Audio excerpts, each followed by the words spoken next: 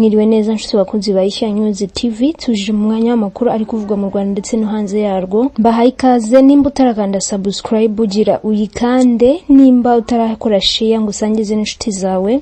Ibyo ngibyo rwose turakwinginze kugira ngo ubikore vuba vuba. Reka tuhere mu Rwanda, ahari muri vuga ko abapolisi President Paul Kagame yazamuye mu ntera 5746 barimo 5 bakuwe ku ipeti rya ACP bahabwa irya CP mu gihe 10 bari bafite irya CSP bagizwe ACP.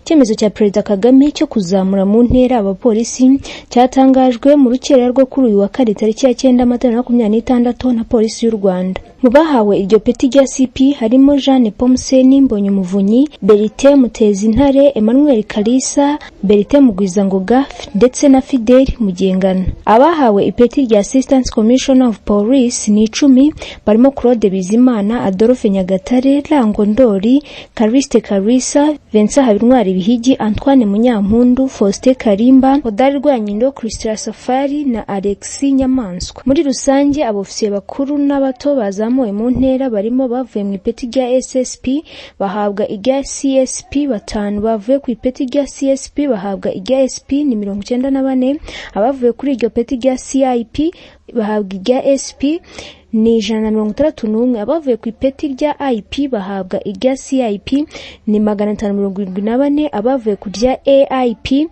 bahabwa irya IP ni 17.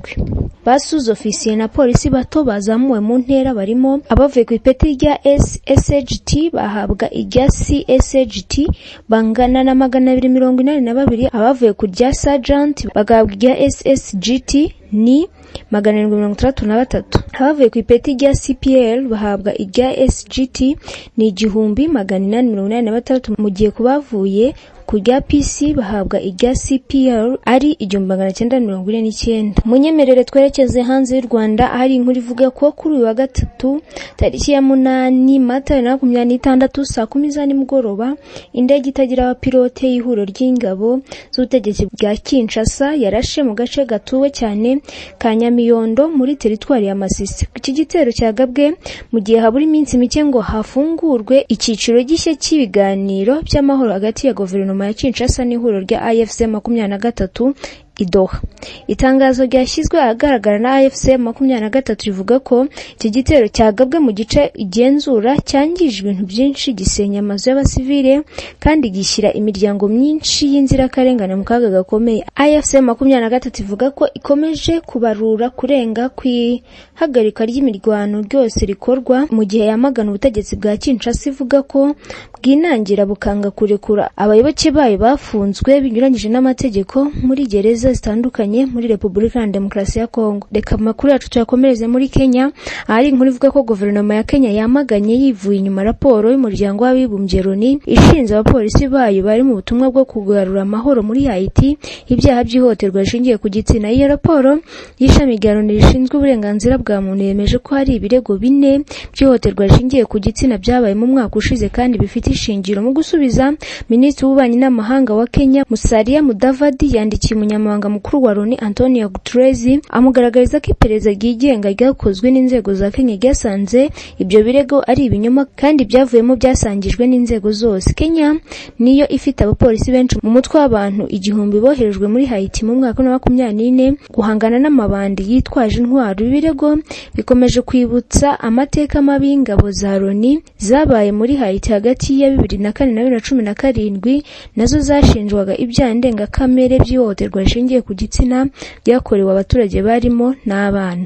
Reka amakuru yacu tuyakomereze ku nkuru ivuga ko imyigaragambyo ikomeye y'abakozi n'abatavuga rumwe n'ubutegetsi bwa Senegal yongereye ubukana mu murwa mukuru Dakar, aho bamagana ihenda ry'ubuzima n'ikibazo cy'ideni ry'igihugu banashinja Leta kwirengagiza amasezerano y'imibereho myiza bagiranye. Imyigaragambyo yateguwe n'amasendika makuru y'abakozi bafatanyije n'ihuriro ritavuga rumwe n'ubutegetsi FDR. Abigaragambya barasaba igabanuka ry'imisoro ndetse no gusubiza mu kazi abakozi birukanywe mu nzego za Leta leta barimo abasaga 700 bahawe amabaruwa basezera ku cyambu cya Dokari. Hari n'abasabye ko Minisitiri w'Intebe Ousmane Sonko yegura bamushinja kunanirwa kuzahura ubukungu bw'igihugu. Leta ya Perezida Bassirou Diomaye Faye yisobanuye ivuga ko yazahajwe n'ideni rya miliyari 13 z'amadolari yasigiwe n'ubutegetsi bwayibanjirije, byatumye ideni ryose ry'igihugu rigera ku 132% by'umusaruro mbumbe wacyo, bityo ubushobozi bwo gukemura ibibazo by'abaturage bukaba buri ingorabahizi.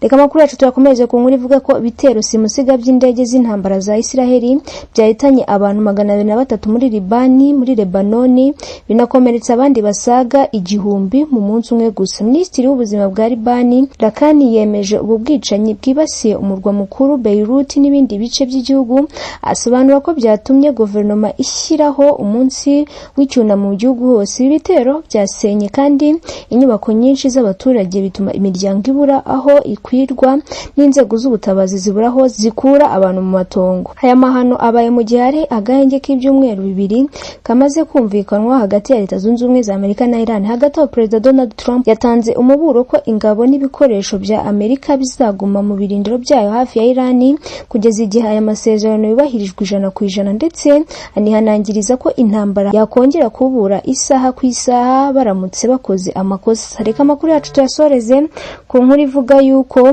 abantu 4 baguye mu mazi nyanja ya Manche English Channel mu majyaruguru y'Ubufaransa ubwo bageragezaga kurira ubwato bwagombaga kubambutsa rwihishwa bubajyana mu Bwongereza. Abagabo 2 n'abagore 2 aribo baburiye ubuzima muri iyi mpanuka nyuma yo gutwarwa n'umuvumba w'amazi ubwo bageragezaga gusanga ubwato mu nyanja rwagati. Abandi bantu 37 barohowe bajyanwa mu bitaro kwitabwaho mu gihe ubwato bwo bwakomeje urugendo rwerekeza mu Bwongereza butwaye abandi bimukira bagera kuri 30. Guverinoma y'Ubwongereza yagaragaje akababaro kenshi, yibutsa ko izi mpanuka ziterwa n'amatsinda y'abanyabyaha bashuka abimukira babashakamo amafaranga.